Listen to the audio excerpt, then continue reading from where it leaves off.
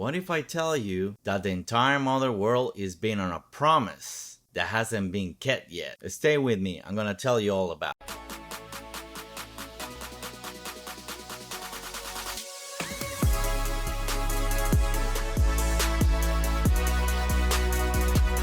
Most of us are taught from a young age that debt is a monster. We're told to stay out of the red and save for a rainy day. But look around you. The tallest skyscraper built with debt. The tech company that made your smartphone expanded with debt. The government that pays your roads deep debt. Debt is not money. Debt is time. In the next episode, we're going to flip your understanding of the financial world upside down. We explore why debt isn't just a necessary evil. It is literally the engine of the global economy. Before we dive into the belly of beast, if you want to master the rule of the money game, instead of just playing by them, hit the subscribe button and ring the bell. It helps us keep the light on the debt free. What is debt really? At a simple level, debt is a time machine. When you borrow money, you aren't just taking cash from a bank. You are reaching into your own future 5, 10, or 30 years from now and pulling that purchasing power into today. Borrowing equals high current expenses divided by low future spend. Savings equal low current spending divided by high future spending.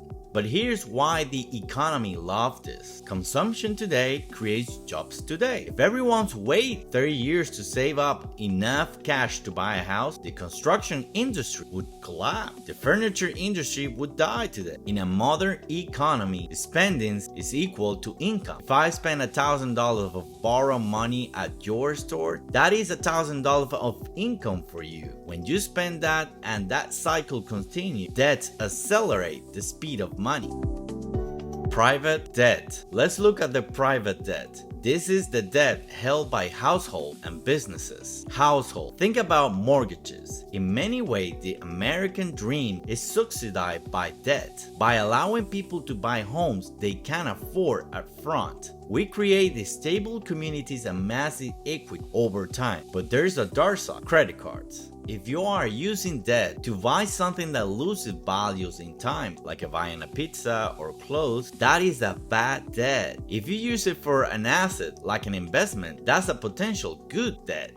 Businesses, the leverage play. Why would a billion-dollar company like Apple or Google take on debt when they have billions of dollars in cash? One word, leverage. Imagine a business can grow at 10% per year. If they borrow money at 4% interest rate to fund that growth, they keep the 6% difference. Debt allow businesses to grow faster than their own profit would ever allow them. Have you ever taken a loan that actually ended up making you more money in the long run? Maybe a student loan or a business credit line? Let me know in the comments below. I want to hear some good debt success stories.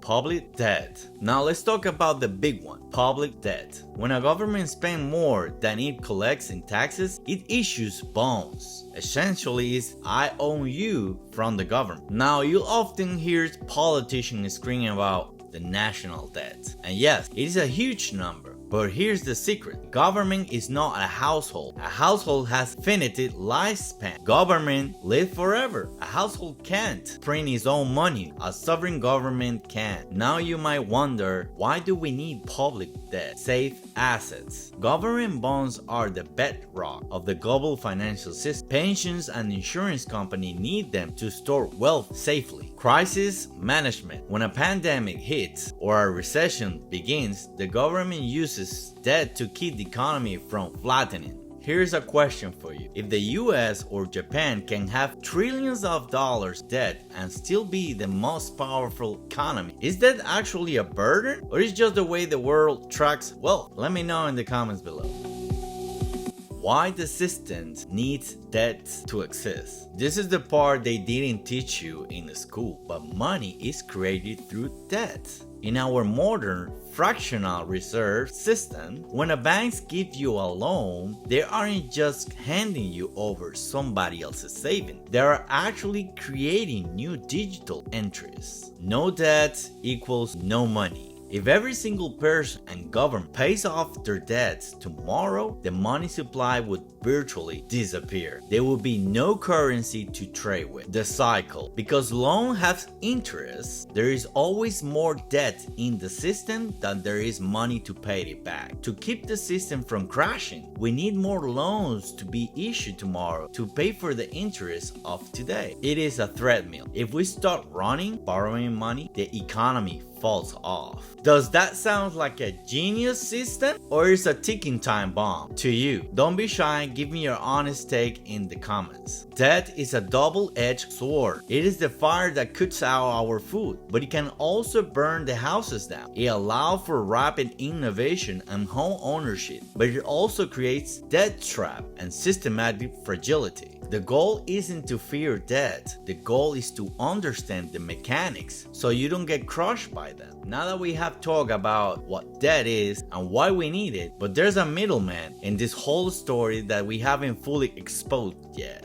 The entity that sits right in the center of the debt machine is the banks. How do they actually make money? Is your money actually in the bank when you deposit it? It's not. Watch the full episode in the next video. If you enjoyed this content, please hit that like button and subscribe to my channels. We're building a community to grow your financial education. And remember, money, markets, we're trading the future. See you in the next one.